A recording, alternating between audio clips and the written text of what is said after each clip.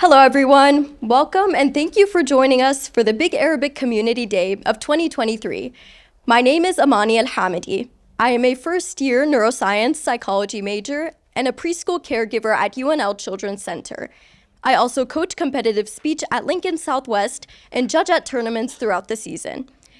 The Big Arabic Community Day is an annual event made to highlight important topics related to Arabic language and culture, as well as the Arabic program here at UNL. Thank you to all of our co-sponsors of today's event, including Muslim Students Association, Muslim Women's Collective, and Middle Eastern North African Students Association.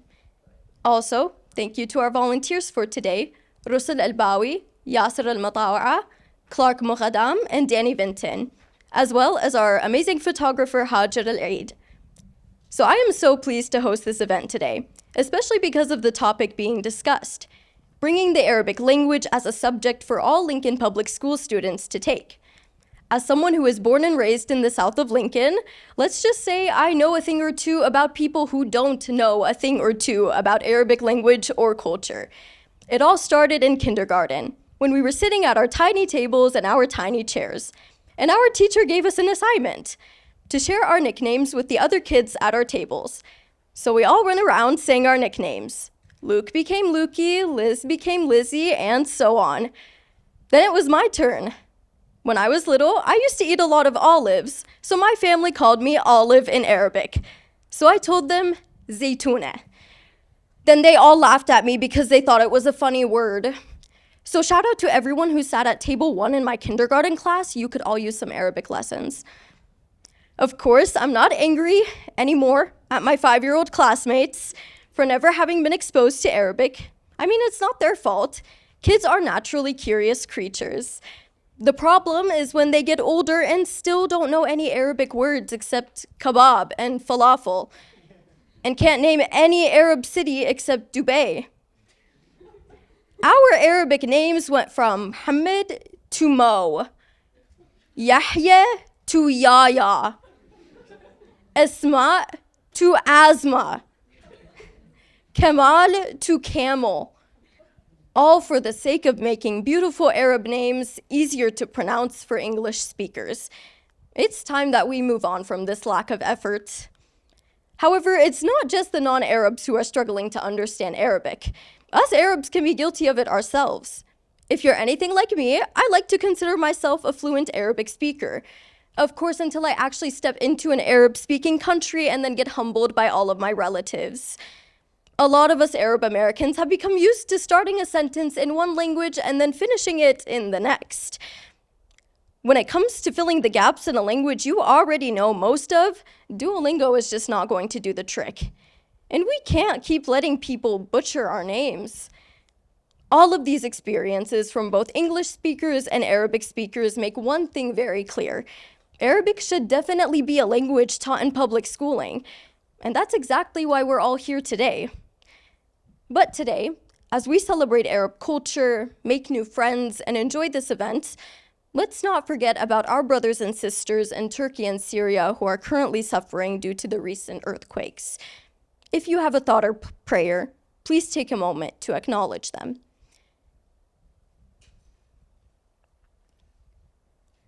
And always remember, when disaster strikes, we don't have to limit ourselves to thoughts and prayers, but also pitch into the rescue and recovery effort by donating to reliable charities. At last, I would like to introduce Dr. Abla Hassan, the coordinator of the Arabic Studies program here at UNL. She is the author of Decoding the Egalitarianism of the Quran, Retrieving Lost Voices on Gender, Lexington 2019, On Pain and Suffering, A Quranic Perspective, Lexington 2022, and The Quranic Dilemma, A Hermeneutical Investigation of Al-Khadr, Routledge 2022. And don't leave early because we have 20 boxes of baklawa to give away.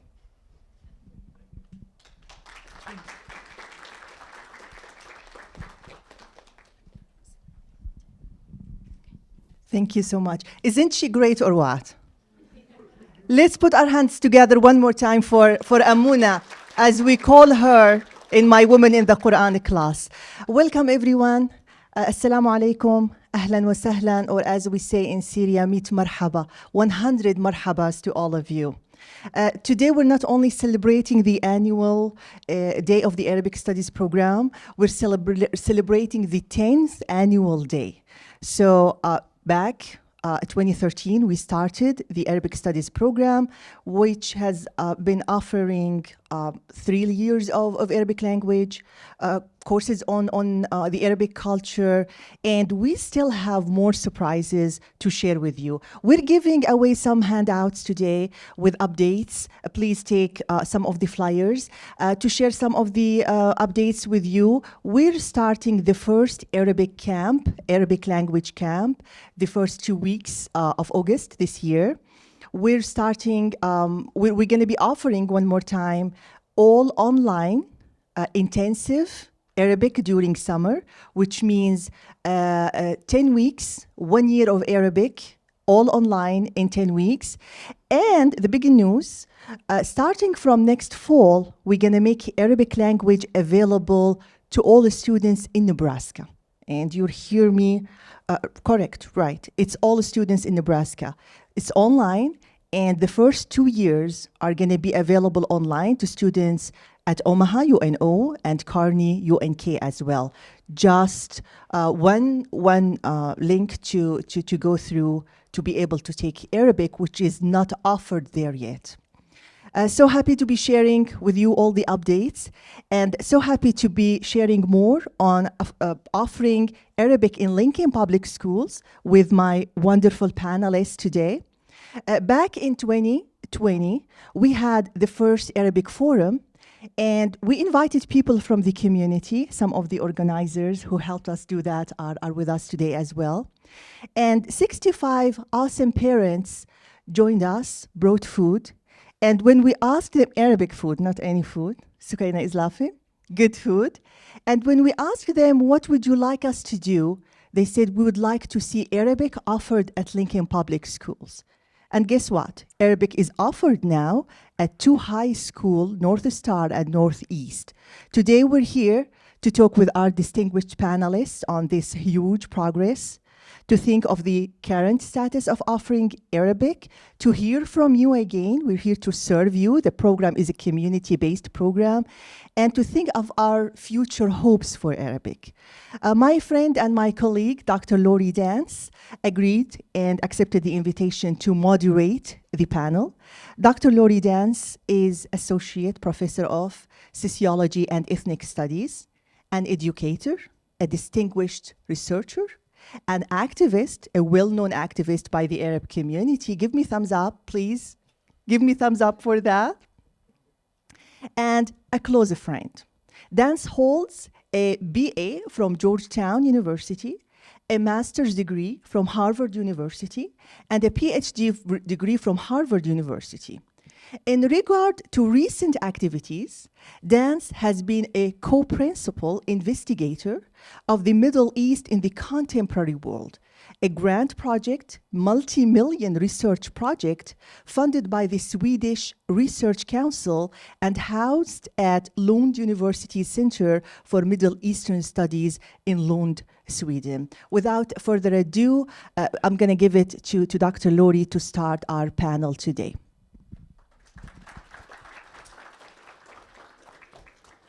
Thank you, Dr. Abla.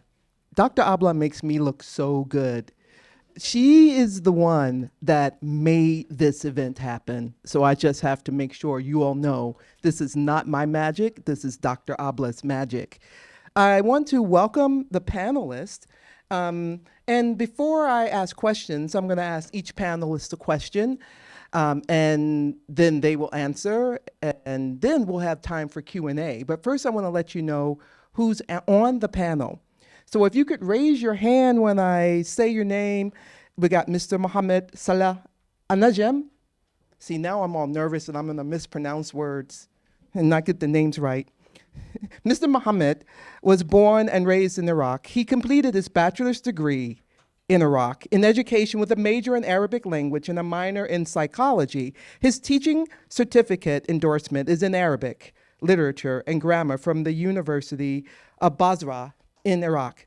At UNL, he completed both his master's degree in educational administration and teaching certificate renewal courses. Mr. Alnajem was eager to work with Lincoln Public Schools to offer the Arabic language as a world language for the first time. Even though he had worked with Lincoln Public Schools as a bilingual liaison for 14 years, he kept his dream of being a teacher and set teaching Arabic as a goal. Mr. Alnajem, Mr. Mohammed, had to renew his teaching certificate twice just to keep his educational requirements up to date, but he believed the core of this mission suited what he had to offer as a professional. A fun fact about Mr. Mohammed: he is married and has 4 kids, 2 graduates from UNL, got 2 Huskers and 1 current Husker, one currently at UNL, and a girl in kindergarten, constantly making the house lively and joyous. He has lived in Lincoln, Nebraska for more than half his life, from 1996 to today. Thanks, so that's Mr. Mohammed, thank you. Now, Loukia Sarroub, Dr. Loukia Sarroub. So Dr. Loukia Sarroub is the Marvin C. and Jane N. Noor Professor and Chair of the Department of Teaching and Learning and Teacher Education. She received her bachelor's degree in linguistics at the University of Chicago and her PhD in curriculum and education policy and social analysis at Michigan State University. She was a faculty member at the University of Wisconsin-Madison, as well as a visiting scholar in the Graduate School of Education at the University of California, Berkeley. Her publications range from cross-cultural studies that include fieldwork in schools, immigrant and refugee communities in the US and Europe, to studies about youth cultures, religion, and literacy, Middle Eastern publications, her Middle Eastern publications, including fieldwork in Yemeni and Iraqi communities. She is the author of the award-winning All-American Yemeni Girls Being Muslim in a Public School, and co-author and editor of Doing Field Work at Home, The Ethnography of Education in Familiar Contexts. Fun fact about Dr. Sarroub is that she adopted a cat named Montesquieu, and this cat meows in several different languages. Dr. Kate Damgaard, could you raise your hand? So there was a mistake on the flyer. This is Dr. Kate instead of Mrs. Kate, but Dr. Kate Damgaard is the Lincoln Public Schools language curriculum specialist. In the Lincoln Public Schools, she works with ESL, that's English as a Second Language, heritage and world language programs. Her mission is to ensure programming supports and reflects the global community here in Lincoln, Nebraska. Fun fact about Dr. Damgaard: went to a one-room schoolhouse for 1 year in her life. I asked her if that was fun, and she said no, but it is a fun fact. Mr. Fayas Ahmed, would you please raise your hand? Yes, thank you. Mr. Fayas has been a resident of Lincoln for the past 15 years. He is an IT engineer by profession. Also, he is the current president of the Islamic Foundation of Lincoln, which is a nonprofit and non-governmental organization. Fun fact about Mr. Fayas: he enjoys his kids and spends a lot of time with them. Mr. Aurange Zeb. Mr. Aurange moved to Lincoln, Nebraska in 2003. He runs a real estate and construction business. He's an important community member and has run twice for election in Lincoln city government. Fun fact, he likes to play volleyball. Mr. Ahmed Issa came to the United States as a refugee in 1996, along with his wife, mother, and younger sister. He was placed in New York and lived there for a couple of years before deciding to move to Lincoln, Nebraska in 1998. Since then, he started his own business in 2005 and continues to call Lincoln home. A fun fact about Mr. Ahmed is that he recently became a grandpa. So I think, did I get everyone? I introduced everyone? Didn't miss anyone? Okay. So I'm going to ask each panelist a question.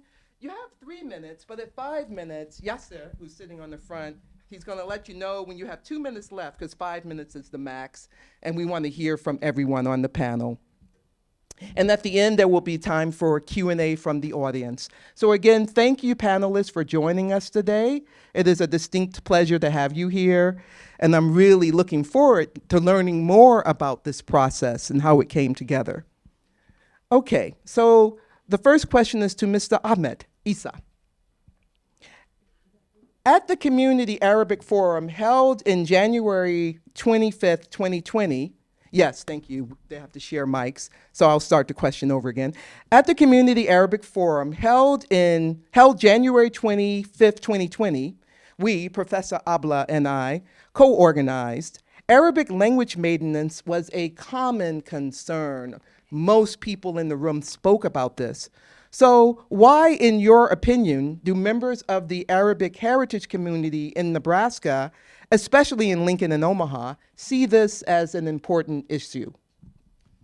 Thank you very much for Dr. Abla and Dr. Lory for inviting me. And thank you all for coming here today. And honestly, there's the Lincoln or the Arab community is growing up like very fast and getting bigger for past 20 years. And the Arabic language, as most of you know, it's a very unique language. It's very important for, I would say, for all Arab people and the all Muslim, over about almost 2 billion people over the world. It's important to, because our prayer, our religion, it's connected to the Arabic, honestly. Which is I'm personally, like, you know, my point is I'm Kurdish, like Arabic my second language, I will say, the English my third language.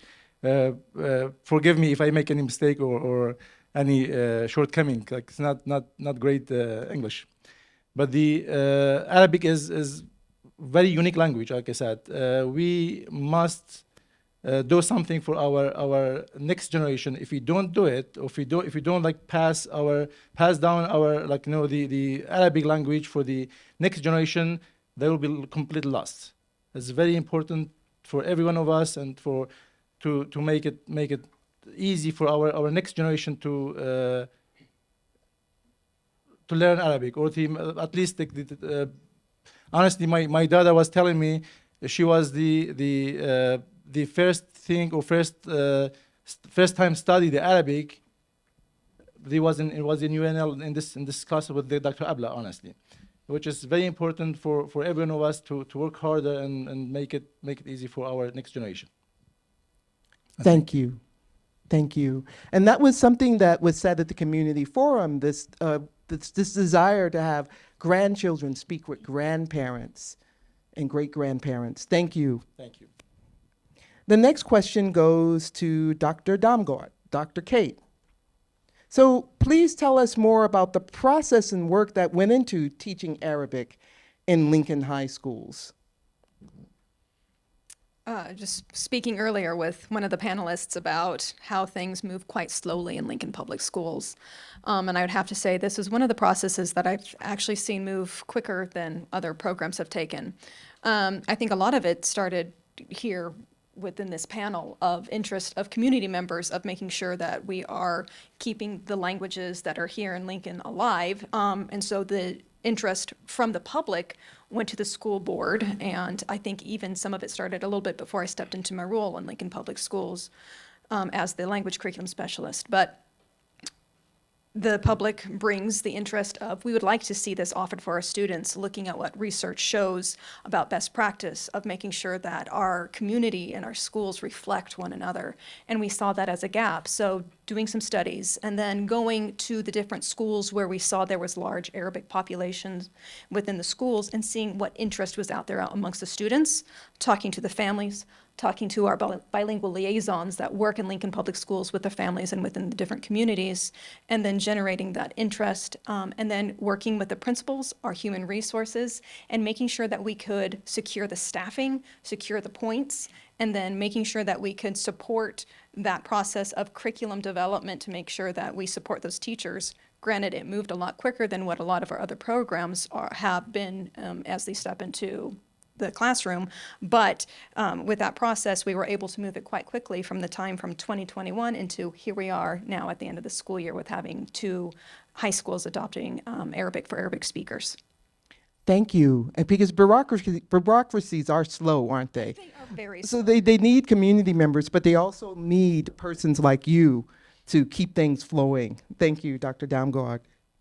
My next question goes to Mr. Fayas. If you could wave a magic wand to improve the status of heritage languages like Arabic in schools and other mainstream spaces, would you change anything? If so, what would you change? I'm really honored to come here, and thank you for the invite. And that's really a great question. Like, when you say magic wand, magic stick, so I wish there was a magic stick, right? I mean, we could change everything according to our needs.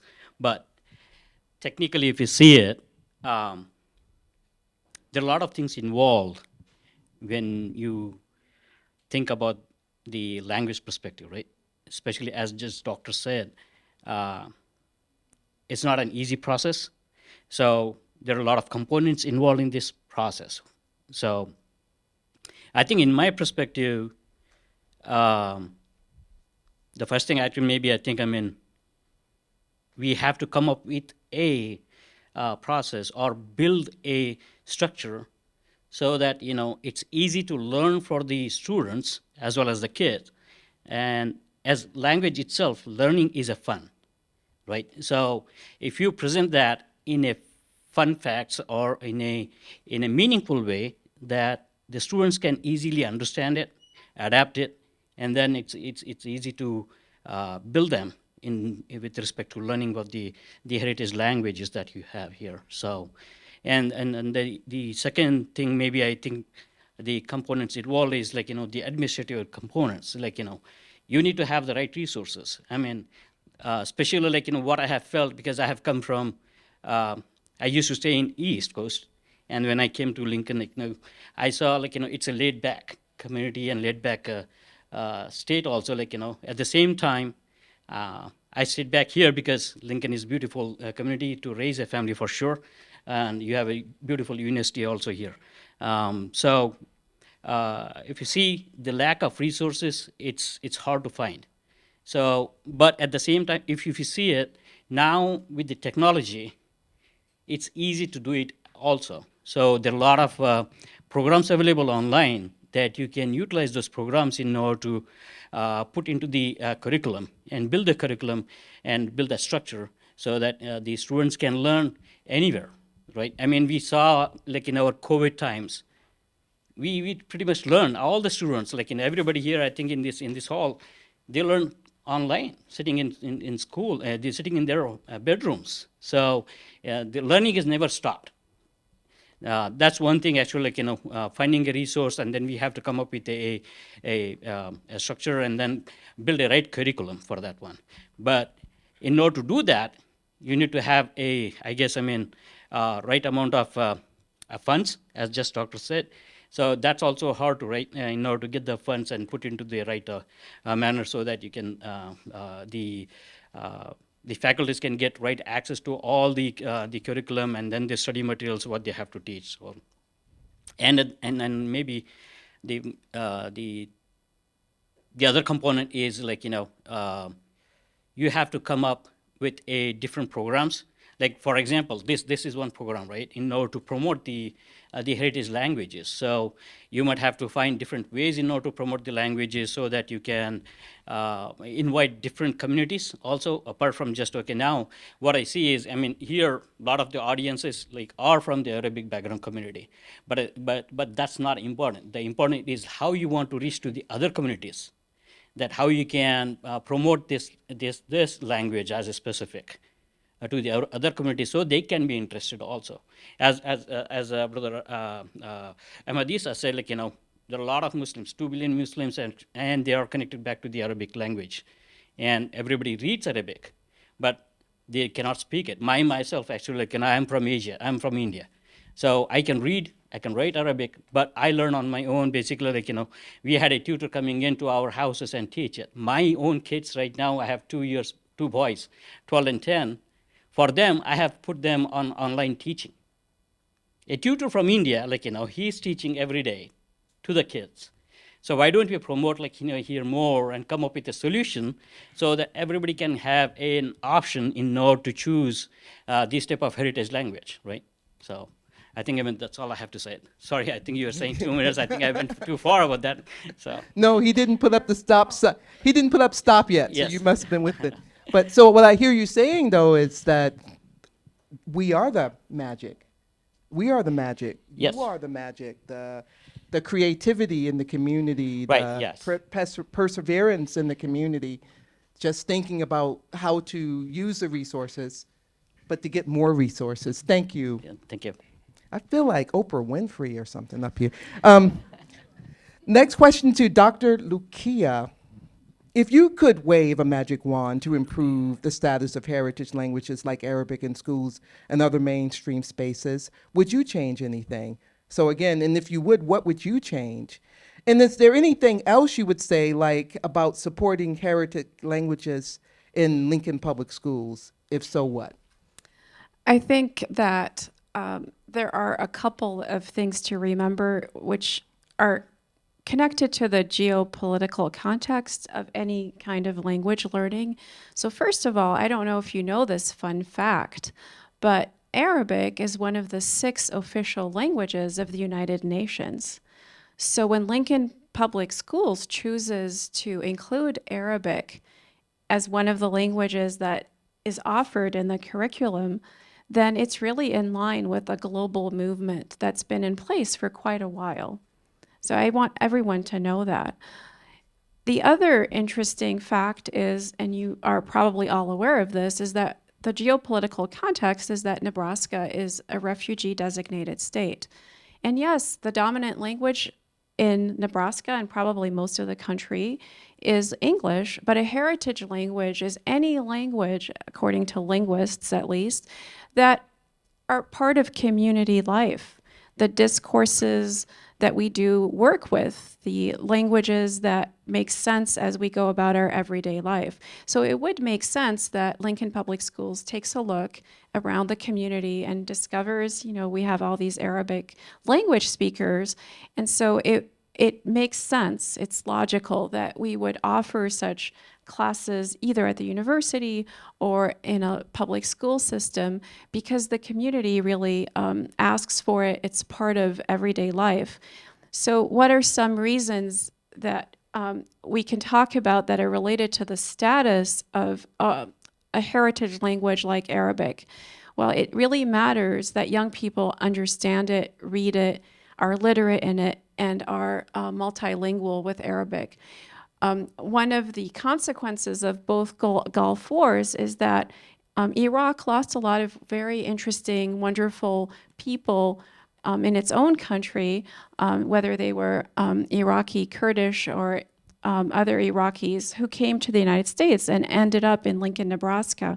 One of the reasons to know Arabic and to learn it as a heritage language is that you may not be aware that there are intellectuals in Lincoln who have written books, who have written poetry, who have written political treatises. And it's very sad to me that the younger generations may not have access to those writings and books. I have 2 of them that I gathered from Mr. Al-Wala'i, who gave me the political writings that he wrote as a math teacher in Iraq many years ago. And when I met him, he said to me, I hope someday these can be translated into English. And I said to him, the first thing I have to do is to find someone who knows both Arabic and English better than I do. So one of my home languages was Arabic, but I grew up in El Jazeera, in Algeria. And my French is stronger than my Arabic because I was educated in a bilingual system too. And so I don't necessarily know the dialects of all the Middle Eastern countries. So I would have to learn those. And the power in this community and in the public schools of having folks from so many different countries is that there can be a shared understanding of the different dialects. So when you have teachers who are pulling on the resources from the community, they can actually inform the Arabic teacher in the Arabic teaching of the classroom from dialects that are enacted in people's homes. And that's very important. That's a strong resource.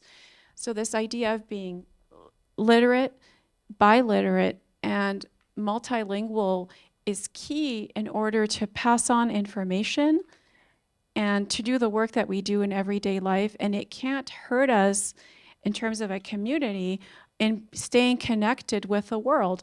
And again, I go back to this idea, Arabic is an official language of the United Nations. So it's really wonderful that we're also making it official in the public schools. And I'm grateful that Kate has been part of that, and this group has been part of that.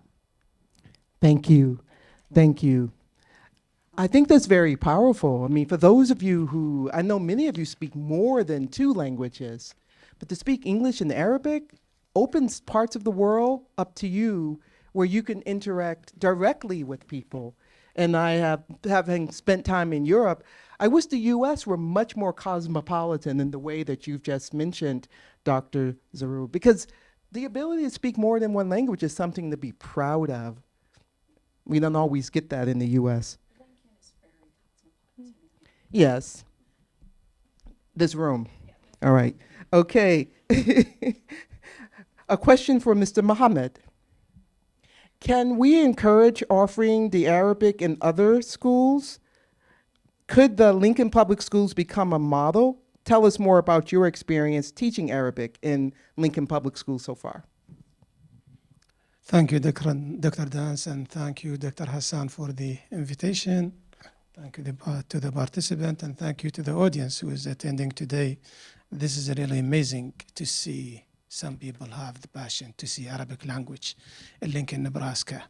First of all, some of the community here knew where we started and our goal to begin with. We started at the mosque, private school, teaching our kids. We did a lot before we come to this point. So Arabic language in Lincoln, Nebraska, and in Lincoln Public School specifically was a goal for me personally and was a goal for the community. Without the community, I will not do nothing.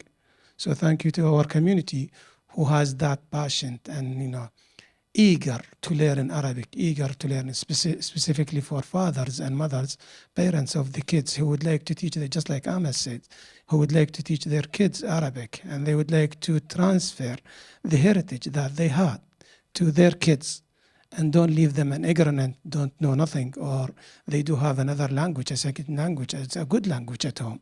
As we say, the 6th language now on the United Nations is number 6. And we don't have it here in Lincoln, Nebraska. In Lincoln, Nebraska, we do have a good Arabic community, and it's a big Arabic community. Besides, we have some non-Arabic like Kurdish or some other Muslim. They do speak Arabic, and they would like to learn Arabic.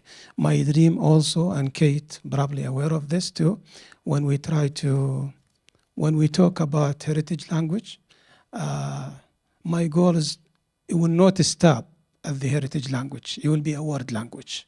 It's not only heritage language and it's offering for our Arabic students or the student who has a native Arabic or close. The goal is to open it for everyone, because I see, for example, lots of political issues. I saw ambassadors, I saw from Russia, from China, from Japan, when they go to our country, they speak Arabic. But I see ambassador from United States, when she go to our country, she speak English. Okay, this is a big, we should be able to train our students here, even Native American, in Arabic language and another language. So when they go, our kids, it's our future, and we care for this community. And we would like to see some scholars from Lincoln to be on those high positions, and they represent their country in their own language, and that countries too, not only here in Lincoln, Nebraska. Going back to your questions is, yes, we do Kate was trying to open, which is we are working as a team. Without team, we cannot do a lot. We were trying to open Lincoln High last year, but we stopped at 2 schools for a few reasons. I only have like 2 or 1 minutes left of my time, so I cannot go further. But just to let you know that we are in the process, hopefully, to go to Lincoln High next year, and then probably tomorrow school on the, and we are in the process to looking for more teachers, certified teacher in Arabic language. So we would like to, and we would like definitely to be a model for others to follow. We are doing our own curriculums now, and we are proud of what we are doing. And our kids learning so fast. And just like you mentioned, the standard language and the home language are different from one to the other. I have students from Iraq, from Syria, from Sudan, and some other Muslim beside Kurdish, and they are enjoying the accent, and they are at the same time enjoying the standard language. When they go home, when we teach numbers, for example, and they will tell their families, don't say Daesh or 12 or 13. There is no Ta'ash in Arabic language. There is 11, 12, 13. So they are learning the standard. Besides, they know that I said, I accept both from you. It's your home language and it's the standard language. So they are enjoy it, and I am proud to be the first person who is opening this. I mean, definitely with the help of Kate and other scholars. Without the team and without the community, we cannot do a lot. So thank you so much to everyone. Thank you. Thank you. I have nothing to add to that. I'm just happy to hear that it's going to continue to move, that it will be moving the Arabic in other schools. I'm so happy to hear that.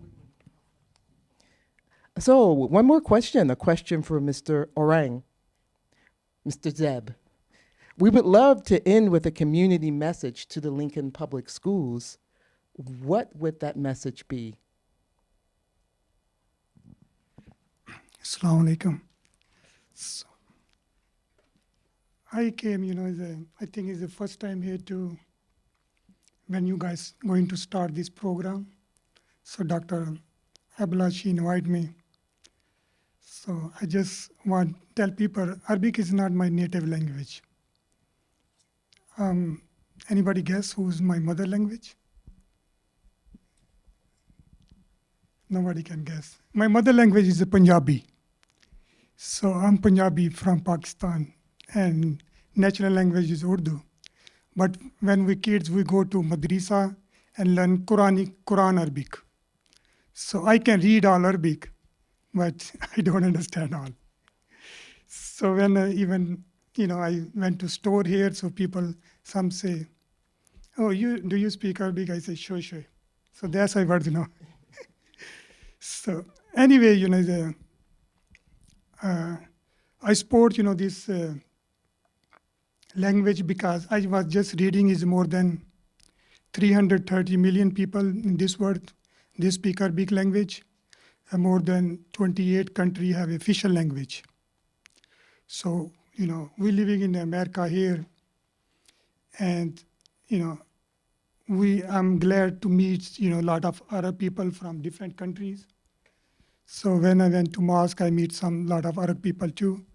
So that's very good thing you guys start in this one in school. So kids can, mostly Arab kids or other, they can learn this one and go back to native language. So even, this for American for good too, this one when they go overseas for job or for others, so they can, communicate very easily. I even have a hard time when I went to Middle East. So I asked them, I want to go outside. And they say, you have a comma. So I don't know what is a comma. So I keep asking, So I'm just mention this story because when you go to Arab country, mostly, they speak just Arabic. So my message to community, is that's very good program you guys start in schools.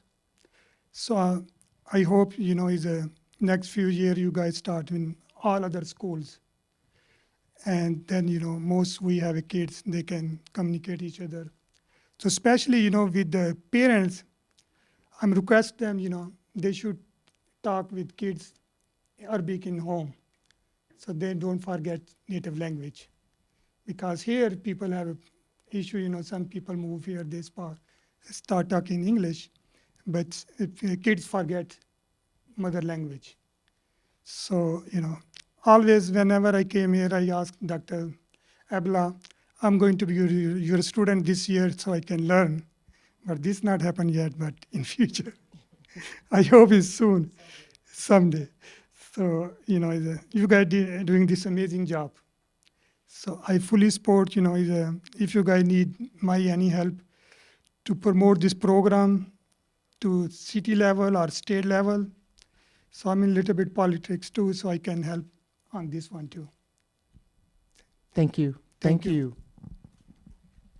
Well, we have maybe 12 minutes. Maybe we can push it to like 15 for Q&A from the audience. And I'm going to give up my mic, and one of my graduate research assistants, if you raise your hand, will bring the mic up to you. Okay, so I was wondering what certification would be required to become an Arabic teacher at LPS? What education?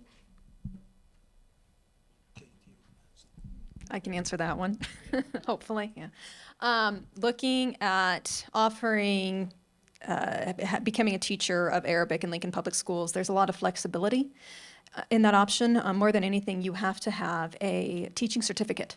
That is the main piece, but since it is not an endorsement program yet, it allows us to be a little bit more flexible on what the specific endorsement is for the teachers of Arabic. What we want to make sure in looking at the teachers that we hire here in Lincoln Public Schools is that they have a firm understanding of the Arabic language, looking at our heritage language program, knowing that we want to branch out to world language programming and understanding the difference between those two, but we want to make sure that we have as many native speakers who have that background experience and can bring that culture and enrichment to the program in Lincoln Public Schools. But the main piece is having your Nebraska teaching certificate in order to be a teacher in Lincoln Public Schools, or have starting that progress. You have to be at least halfway through that programming in order to start having some of those pieces in play. So that's the biggest ticket, is keep going with education, having your teaching certificate.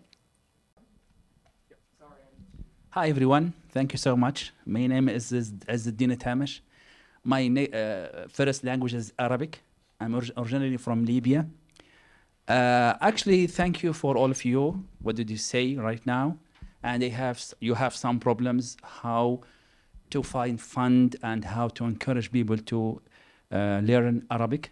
But I think we have a question that how to improve the status of heritage language. Actually, the question should be how can improve the learning of Arabic language? How to support, push people, our students, to learn the second language, which is Arabic language. So first of all, I think we have two factors, which is very, very important. First one is the students itself. They have to know the benefit of learning another language, which is Arabic, for example. It will benefit them in the future to find very good job. The first thing, how they have to love this language before to learning it. Just I heard from my brother, he said that he has a couple of students from Iraq, Syria, whatever that region. We need American students to engage in that course too. We need a student from this region to learn Arabic language. Second thing is we have to support and push families to be co-leaders of this course, of this language. They have to engage with the teachers to work hard with their kids, because they know kids more than us or more than teachers, to improve this skills and teach Arabic language. Thank you so much. Hi, my name is Manal, and I am learning Arabic here at UNL. And I was just wondering, as an Arabic learning student here, I'm always looking for opportunities to practice Arabic outside of my home, maybe a professional setting. Are there any opportunities for students like myself that we could take advantage of, maybe at LPS or anywhere around the community where we can practice our Arabic or teach it as a way of learning? Wow, question for the panelists. Students wanting to practice Arabic. I think I talked to Dr. Hassan one day, and we've been back and forth in emails. I would like to help my students, and I would like to have a volunteer. If you are a teacher, and Dr. Hassan, I think she had a banner, and so we are working together. If you just let Dr. Hassan know, and then if you are working here at the university, she will count it as a credit for you. If you come to me to one of the school, either North Star or Northeast, at the mostly at the end of the school with the CLC program, after school program, we will accept the volunteers to work with our students. Specifically, if you are a teacher or you would like to practice your language.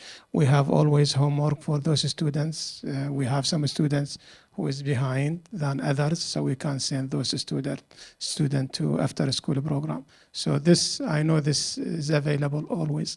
And just one more thing to mention to my brother there from Libya.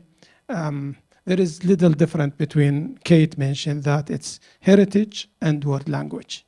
So we are starting with heritage, okay?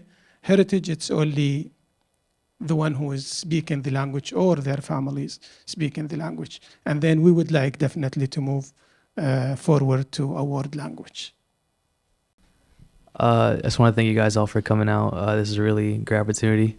But I know you guys touched on introducing Arabic to other schools other than North Star and Northeast. I was kind of just wondering, what are some steps that need to be taken or some actions that could lead to the Arabic language being taught in Southwest, Southeast, Lincoln High, the other high schools? I was just wondering about that. Teachers. We need the teachers. The desire to have it, and definitely Lincoln High is there. And then the next piece would be, like Mr. Alnajem had just said, we would like to start offering out as a world language program, understanding that there are differences between those two language pathways, but we would like to offer it for students who lived here, who speak English exclusively at home, or maybe some other languages, to have that world pathway. So I know that there's interest among the other schools, the principals in the school. The next piece is we need the teachers. And I think I see you all here in the room today. So to that end, I would add that in my department, the Department of Teaching, Learning, and Teacher Education, and the College of Education and Human Sciences, we do our very best in collaboration with Modern Languages to offer the degree program, a bachelor's degree in secondary education that leads with us focus on world languages. And we have had students who have taught languages like Arabic and are interested in doing that, or who want to be teachers of Chinese. So we've made that possible, and I think it's important to know that we are currently educating college students from Iraq who are also becoming English language teachers, English language arts teachers. And so they're coming back to the public schools as English teachers, but they also have that resource of knowing Arabic. And so you can actually teach both eventually. And we have a math teacher currently in the public schools who can teach both Arabic and math, for example.